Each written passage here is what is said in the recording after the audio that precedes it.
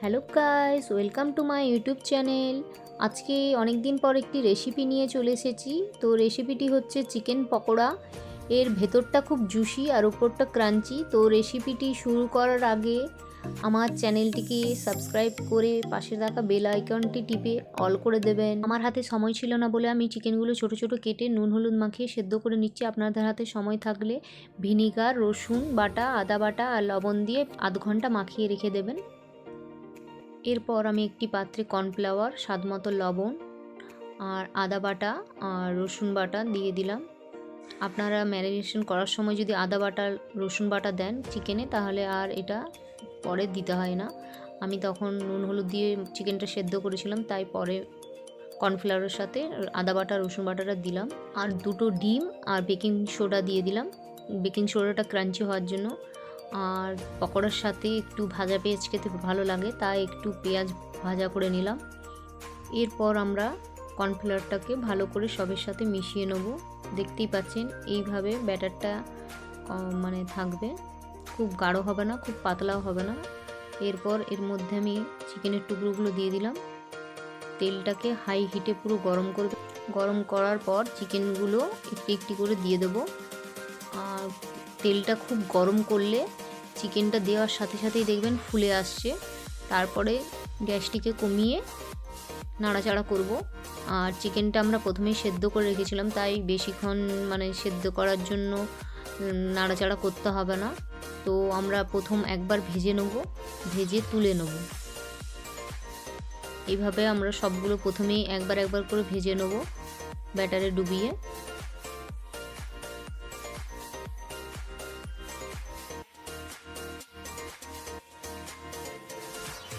বাকি যেগুলো ছিল সেগুলো এইভাবে পরপর আমরা ভেজে নিলাম।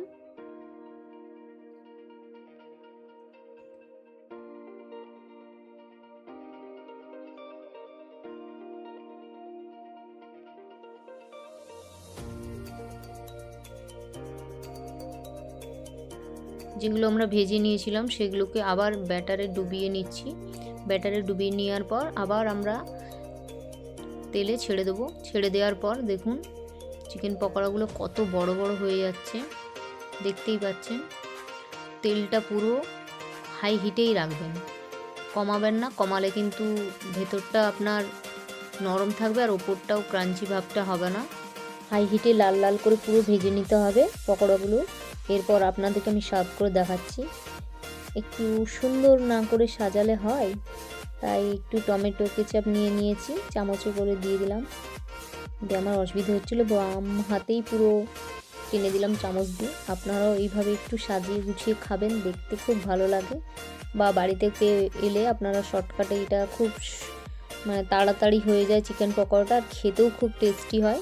তো আপনারা বাড়িতে এইভাবে বানিয়ে খেয়ে দেখুন, আর কমেন্টে আমাকে জানাবেন যে রেসিপিটি কেমন হয়েছে।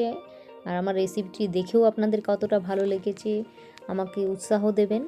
তো নেক্সট আমি আরও আপনাদের সাথে রেসিপি, অন্যান্য ভিডিও শেয়ার করব।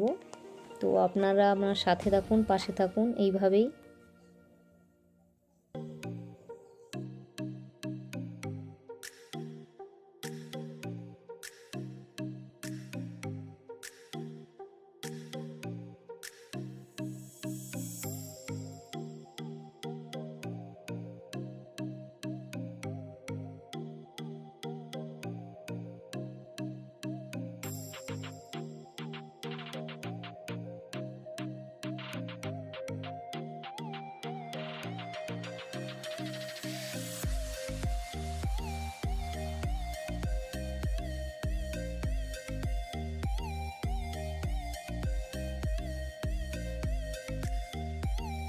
একটি পকোড়া আপনাদেরকে ভেঙে দেখাচ্ছি, দেখুন কতটা আওয়াজটা হচ্ছে। আওয়াজটা শুনেই বুঝতে পারছেন বাইরেটা কতটা মচমচে হয়েছে, আর ভেতর থেকে দেখুন পুরো জুসি চিকেনটা, পুরো সফট, খেতে অসাধারণ লাগে।